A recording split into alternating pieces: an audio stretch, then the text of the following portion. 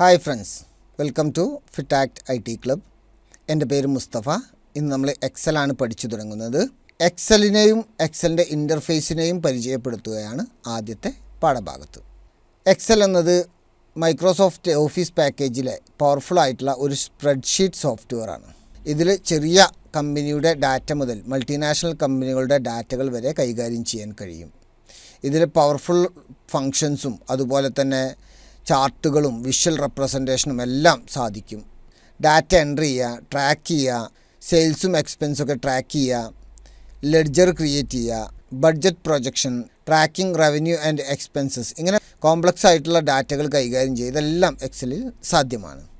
ഡാറ്റകൾ sort ചെയ്യാൻ, അതുപോലെ filter ചെയ്യാൻ, ഡാറ്റ മാനേജ്മെൻറ്റ് ടൂള് ഒക്കെ എക്സലിൽ അവൈലബിൾ ആണ്.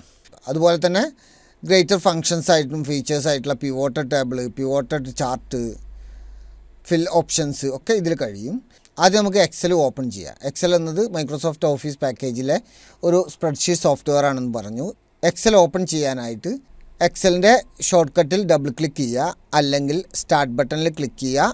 ഇതിൽ ആൾ ആപ്സ് എന്നതിൽ ക്ലിക്ക് ചെയ്യുക, അല്ലെങ്കിൽ പ്രോഗ്രാംസ് എന്നതിൽ ക്ലിക്ക് ചെയ്താൽ എക്സലിൻ്റെ സോഫ്റ്റ്വെയർ ഇതിൽ കാണാൻ കഴിയും. ഇതിൽ ക്ലിക്ക് ചെയ്യുക, അല്ലെങ്കിൽ നമ്മൾ ടൈപ്പ് ഹിയർ ടു സെർച്ച് എന്നതിൽ ക്ലിക്ക് ചെയ്ത് ഇവിടെ നമ്മൾ എക്സൽ എന്ന് ടൈപ്പ് ചെയ്ത് നൽകിയാൽ മതി. എക്സൽ എന്ന് ടൈപ്പ് ചെയ്യുമ്പോൾ അതിവിടെ ഡിസ്പ്ലേ ചെയ്യും. ഇതിൽ ക്ലിക്ക് ചെയ്യാം, അല്ലെങ്കിൽ ഇവിടെ ക്ലിക്ക് ചെയ്യാം, അല്ലെങ്കിൽ ഓപ്പൺ എന്നതിൽ ക്ലിക്ക് ചെയ്താൽ മതി. അപ്പോൾ എക്സൽ സോഫ്റ്റ്വെയർ ഓപ്പൺ ചെയ്ത് വരും. എക്സൽ സോഫ്റ്റ്വെയർ ഓപ്പൺ ചെയ്ത് വരുമ്പോൾ കാണുന്ന ഈ വിൻഡോയെ നമ്മൾ ബാക്ക് സ്റ്റേജ് വ്യൂ എന്നാണ് പറയുക. അതായത് ഫസ്റ്റ് കാണുന്ന ഭാഗം. ഇതിലൊരു പുതിയ ഫയൽ ഓപ്പൺ ചെയ്യാൻ, ഇപ്പോൾ ഇവിടെ ഹോമാണ് ആക്റ്റീവായി നിൽക്കുന്നത്. ഇതിൽ ന്യൂ എന്നതിൽ ബ്ലാങ്ക് വർക്ക് ബുക്ക് എന്നതിൽ ക്ലിക്ക് ചെയ്ത് നമുക്ക് ഒരു പുതിയ വർക്ക് ബുക്ക് ഓപ്പൺ ചെയ്യാം.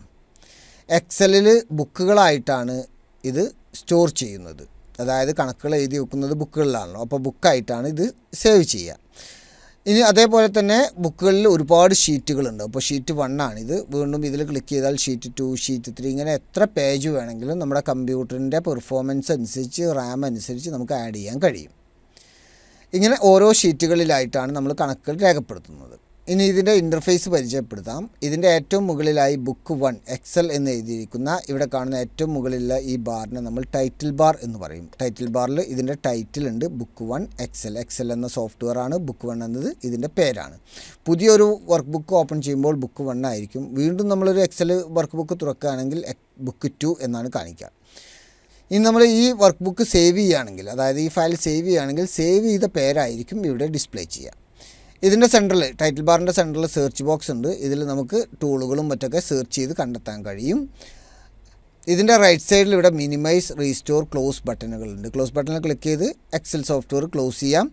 റീസ്റ്റോറിൽ ക്ലിക്ക് ചെയ്താൽ നമുക്ക് ഈ ഒരു സോഫ്റ്റ്വെയറിനെ വ്യത്യസ്ത രീതിയിൽ അറേഞ്ച് ചെയ്യാം. അതിൻ്റെ വലിപ്പത്തിലും അതുപോലെ തന്നെ ക്ലിക്ക് ചെയ്ത് ഡ്രാഗ് ചെയ്തൊക്കെ നമുക്ക് ആവശ്യമായ രീതിയിൽ ക്രമീകരിക്കാൻ കഴിയും. ഇവിടെ മൗസ് കൊണ്ടുവരുമ്പോൾ ഇവിടെ കാണുന്ന ഈ രീതിയിലൊക്കെ നമുക്ക് ഈ വിൻഡോയെ ക്രമീകരിച്ച് അടുക്കി വെക്കാം. മിനിമൈസ് ബട്ടണിൽ ക്ലിക്ക് ചെയ്ത് ഈ സോഫ്റ്റ്വെയറിനെ മിനിമൈസ് ചെയ്ത് ഡെസ്ക്ടോപ്പിലേക്ക് ഇടുക. ഇവിടെ ക്ലിക്ക് ചെയ്ത് വീണ്ടും ഇതിനെ റീസ്റ്റോർ ചെയ്യാനും കഴിയും. ഇനി അതിന് താഴെയായിട്ട് ഫയൽ, ഹോം, ഇൻസേർട്ട്, ഇവിടെ home, insert, page layout, formula, data, review, view, help തുടങ്ങിയ വ്യത്യസ്ത ടാബുകളിലായിട്ട്, വ്യത്യസ്ത റിബൺ ടാബുകളിലായിട്ട് ടൂളുകളും ഓപ്ഷൻസും ഇവിടെ അറേഞ്ച് ചെയ്തിട്ടുണ്ട്. ഹോം ടാബിൽ clipboard, font, alignment, numbers, styles, cells, editing ഗ്രൂപ്പുകളിലായിട്ട് വ്യത്യസ്ത അതിനോടനുബന്ധിച്ചുള്ള ടൂളുകളൊക്കെ കാണാം. ഇതേ രീതിയിൽ തന്നെ എന്തെങ്കിലും ഇൻസേർട്ട് ചെയ്യുകയാണെങ്കിൽ ഇൻസേർട്ടിൽ പോവുക. ഇൻസേർട്ട് റിബൺ ടാബ് ഓപ്പൺ ചെയ്യുക, ടേബിൾ ഇൻസേർട്ട് ചെയ്യാം, ഇല്ലുസ്ട്രേഷൻ ഇൻസേർട്ട് ചെയ്യുക, ആഡിങ്സ് ഇൻസേർട്ട് ചെയ്യുക, ചാർട്ടുകൾ, sparklines, filters, links, text, സിമ്പിൾസൊക്കെ ഇൻസേർട്ട് ചെയ്യാം.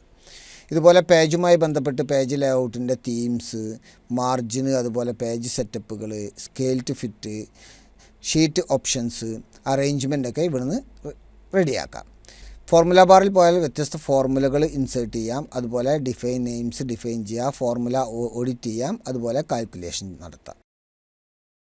ഡാറ്റയിൽ പോയാൽ ഡാറ്റയുമായി ബന്ധപ്പെട്ട ടൂളുകളൊക്കെ ഇതേ രീതിയിൽ ഗ്രൂപ്പുകളാക്കി വെച്ചിട്ടുണ്ട്. അതുപോലെ റിവ്യൂ, വ്യൂ, ഹെൽപ്പ് എന്നിവ. ഇനി ഈ റിബൺ ടാബിൽ ഹോം നമ്മൾ ആക്റ്റീവായി നിൽക്കുകയാണ്. റിബൺ ടാബും അതിൻ്റെ ടൂളുകളും ഇവിടെ കാണാൻ കഴിയും. ഇവിടെ പോയാൽ ഈ കാണുന്ന ബട്ടണിൽ ക്ലിക്ക് ചെയ്താൽ നമുക്ക് റിബൺ ടാബിൻ്റെ ഡിസ്പ്ലേ ഓപ്ഷൻസ് മാറ്റാം. റിബൺ ഡിസ്പ്ലേ ഓപ്ഷൻസിൽ ക്ലിക്ക് ചെയ്താൽ ഫുൾ സ്ക്രീൻ മോഡാക്കുക. ഷോ ടാബ് മാത്രമായിട്ട് കാണും. ആൾവേസ് ഷോ റിബൺ എന്നത് ആണ് ഇപ്പോൾ ആക്റ്റീവായിരിക്കുന്നത്. ഇതിൽ ക്ലിക്ക് ചെയ്യുമ്പോൾ ഫുൾ ടൈം റിബണും അതിൻ്റെ ബട്ടൺസും കാണാൻ കഴിയും. ഇവിടെ ഷോ ടാബ്സ് ഓൺലി ആണെങ്കിൽ ടാബ് മാത്രമേ കാണുള്ളൂ. കണ്ടില്ലേ, ടാബ് മാത്രമേ ഇവിടെ കാണുള്ളൂ. ഇനി ഇതിൽ മറ്റുള്ള ഭാഗങ്ങൾ, അതായത് ടൂൾസ് കാണണമെങ്കിൽ ഇതിലേതെങ്കിലും ഒരു റിബൺ ടാബിൽ ഡബിൾ ക്ലിക്ക് ചെയ്താൽ മതി. അപ്പോൾ അതിവിടെ ഇതേ രീതിയിൽ കാണും. ഇനി ഇതിൽ ഡബിൾ ക്ലിക്ക് ചെയ്താൽ അത് ഹൈഡ് ആകും. ഇനി ഈ ടാബിൽ നമ്മൾ ജസ്റ്റ് ക്ലിക്ക് ചെയ്താൽ അവയുള്ള ടൂളുകളൊക്കെ നമുക്ക് ഡിസ്പ്ലേ ചെയ്യും. അതിൽ നിന്ന് മൗസ് മാറ്റി വെച്ചാൽ അത് അൺഹൈഡ് ചെയ്യും. അപ്പോൾ ഓട്ടോ അൺഹൈഡ് ആക്കാനും കഴിയും. ഡബിൾ ക്ലിക്ക് ചെയ്താൽ നമ്മൾ പഴയതുപോലെ ഇവിടെ അത് ഡിസ്പ്ലേ ചെയ്യും, ഇവിടെ ഉണ്ടാകും. ഇവിടെ റിബൺ ഡിസ്പ്ലേ ഓപ്ഷൻ എന്നതിൽ ക്ലിക്ക് ചെയ്ത് നമുക്ക് ഫുൾ സ്ക്രീൻ മോഡാക്കാം. അതുപോലെ തന്നെ ഷോ ടാബ്സ് ഓൺലി സെലക്ട് ചെയ്യാം. ആൾവേസ് ഷോ റിബൺ എന്നതും സെലക്ട് ചെയ്യാം. ഇതാണ് ഇപ്പോൾ ആക്റ്റീവായി നിൽക്കുന്നത്. ഇനി ഇതിൽ show quick access toolbar എന്നതിൽ ക്ലിക്ക് ചെയ്യുകയാണെങ്കിൽ ക്വിക്ക് ആക്സസ് ടൂൾ ബാർ ഇവിടെ ഡിസ്പ്ലേ ചെയ്തിട്ടുണ്ട്. ഇത് റിബണിൻ്റെ താഴെയാണ് ഡിസ്പ്ലേ ചെയ്തിരിക്കുന്നത്. Open, save, copy, cut. ഇനി ഇതിലേക്ക് പുതിയ ഏതെങ്കിലും ഒരു ഓപ്ഷൻസ് അല്ലെങ്കിൽ ടൂൾ ആവശ്യമുണ്ടെങ്കിൽ ഇവിടെ customize quick access toolbar എന്നതിൽ ക്ലിക്ക് ചെയ്ത് ഇതിൽ നിന്ന് ഏതെങ്കിലും ആക്റ്റീവ് ആക്കി കൊടുത്താൽ മതി. ഇപ്പോൾ ഷോർട്ട് അസെൻഡിങ് അല്ലെങ്കിൽ spelling, print preview, quick print active ആക്കണമെങ്കിൽ ജസ്റ്റ് ടിക്ക് ചെയ്താൽ അതിവിടെ ആ ബട്ടൺ ഇവിടെ വരും. അപ്പോൾ ഇത് ക്ലിക്ക് ചെയ്ത് എളുപ്പത്തിൽ നമുക്ക് ആ ടൂളുകൾ ഉപയോഗിക്കാൻ പറ്റും. ഇങ്ങനെ പെട്ടെന്ന് കിട്ടേണ്ട ടൂളുകളാണ് ക്വിക്ക് ആക്സസ് ടൂൾ ബാറിൽ നമ്മൾ വെക്കുന്നത്. ഒഴിവാക്കണമെങ്കിൽ ഇതിൽ ക്ലിക്ക് ചെയ്യുക, ഏതാ വേണ്ടാത്തത് അത് അൺചെക്ക് ചെയ്ത് കൊടുത്താൽ മതി. ഇനി ഈ റിബൺ ടാബിൽ ഇവിടെ കാണുന്ന ക്വിക്ക് ആക്സസ് ടൂൾ ബാറിൽ ക്ലിക്ക് ചെയ്ത് കഴിഞ്ഞാൽ ഇവിടെ ഷോ എബോവ് ദ റിബൺ എന്നത് ആക്റ്റീവ് ആക്കിയാൽ ഇപ്പോൾ ഇത് താഴെയാണ്, റിബൺ ടാബിൻ്റെ താഴെയാണ്, അത് മുകളിലേക്ക് മാറും. നോക്കാം നമുക്ക്. ഷോ എബോവ് ദ റിബൺ, അപ്പോൾ റിബൺ ടാബിൻ്റെ മുകളിലാണ് ഇത് ഡിസ്പ്ലേ ചെയ്തത്. അതുപോലെ ബിലോ ദ റിബൺ താഴെ വരും. ഇങ്ങനെ ആവശ്യമായ രീതിയിൽ നമുക്കിതിനെ കസ്റ്റമൈസ് ചെയ്യാം. അതുപോലെ തന്നെ ഹൈഡ് ക്വിക്ക് ആക്സസ് ടൂൾ ബാറിൽ ക്ലിക്ക് ചെയ്താൽ quick access tool bar hide ആവുകയും ചെയ്തു.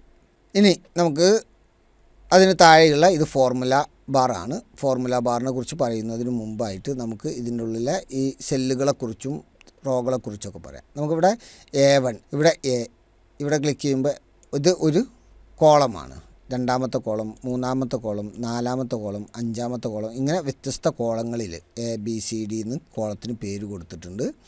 അതുപോലെ തന്നെ 1, 2, 3, 4 എന്നുള്ള രീതിയിൽ താഴേക്ക് നിരകളായിട്ട് റോകളുമുണ്ട്. അപ്പോൾ കോളങ്ങൾ ഏകദേശം ഇവിടുന്ന് ABCD ഇങ്ങനെ പേര് കൊടുത്തിട്ട് ഏകദേശം 16,384 കോളങ്ങളുണ്ട് ഇവിടുന്ന് ഇങ്ങോട്ട് ഇങ്ങനെ റൈറ്റ് സൈഡിലേക്ക്. അപ്പോൾ നമുക്ക് കീബോർഡിൽ കൺട്രോൾ കീ അമർത്തി പിടിച്ച് റൈറ്റ് ആരോ കീ അമർത്തുകയാണെങ്കിൽ മൗസ് കേഴ്സർ, അതായത് സെലക്ഷൻ റൈറ്റിലേക്ക് മൂവ് ചെയ്യും. നോക്കാം നമുക്ക്. അപ്പോൾ ഇവിടെ A1 എന്നുള്ളതാണ് ഇപ്പോൾ സെലക്റ്റായി നിൽക്കുന്നത്. ജസ്റ്റ് കീബോർഡിൽ കൺട്രോൾ കീ അമർത്തി പിടിച്ച് റൈറ്റ് ആരോ കീ അമർത്തുമ്പോൾ XFD എന്ന പേരിൽ ഒരു കോളം കാണാം. അപ്പോൾ അത്രയും കോളങ്ങളുണ്ട്. അപ്പോൾ കോളം ഏകദേശം 16,000 ചിലാനാണ്. ജസ്റ്റ് നമുക്കത് കാണാൻ വേണ്ടിയിട്ടൊരു ഫോർമുല ഉണ്ട്. ജസ്റ്റ് ടൈപ്പ് ചെയ്ത് കാണിക്കാം. ഫോർമുലയെക്കുറിച്ചൊക്കെ നമ്മൾ പിന്നീട് പറയുന്നുണ്ട്. Is equal to column. ഇനി കോളം നമ്മൾ ഇവിടുന്ന് ഇതേ രീതിയിൽ സെലക്ട് ചെയ്ത് കൊടുത്ത് എൻ്റർ കീ അമർത്തുമ്പോൾ 16,384 കോളങ്ങളുണ്ട്. ഇതേ രീതിയിൽ താഴേക്ക് നോക്കുകയാണെങ്കിൽ 10,00,000 ചില്ലാനും റോകളുമുണ്ട്. 1, 2, 3 എന്നുള്ള താഴേക്കുള്ള നിരകൾ. കൺട്രോൾ നോക്കി പിടിച്ച് ഡൗൺ ആരോ കീ അമർത്തുന്നു കീബോർഡിൽ. അപ്പോൾ 10,48,576 റോകളുമുണ്ട്. കീബോർഡിൽ കൺട്രോൾ കീ അമർത്തി പിടിച്ച് അപ്പ് ആരോ കീ അമർത്തിയാൽ ഏറ്റവും മുകളിലേക്ക് അത് വരും. അപ്പോൾ റോകളുള്ളത് is equal to rows of, താഴേക്ക് ഡ്രാഗ് ചെയ്താൽ നമുക്കത് ഇവിടെ കൗണ്ട് ചെയ്ത് കിട്ടും. 10,48,576. ഇനി ഇത് രണ്ടും കൂടി മൾട്ടിപ്ലൈ ചെയ്യുകയാണെങ്കിൽ ഈസ് ഈക്വൽ ടു ഈ കോളം ഇൻറ്റു ഈ റോകൾ ഇൻറ്റു കോളം. അപ്പോൾ ഇത്രയും സെല്ലുകൾ, അതായത് സെല്ല് പറഞ്ഞാൽ ഇവിടെ ഈ ഓരോ ബോക്സുകളും സെല്ലുകളാണ്. കോളവും റോയും ഇൻ്റർസെക്റ്റ് ചെയ്യുന്ന ഇതാണ് ഓരോ സെല്ലുകൾ. അപ്പോൾ ആ സെല്ലുകൾ, ഇത്രയും സെല്ലുകൾ നമുക്ക് ഒരു എക്സൽ വർക്ക് ഷീറ്റിലുണ്ട്. ഇങ്ങനെ എത്ര ഷീറ്റ് വേണമെങ്കിലും ഒരു വർക്ക് ബുക്കിലേക്ക് ആഡ് ചെയ്യാൻ കഴിയും സിസ്റ്റത്തിൻ്റെ പെർഫോമൻസ് അനുസരിച്ച്.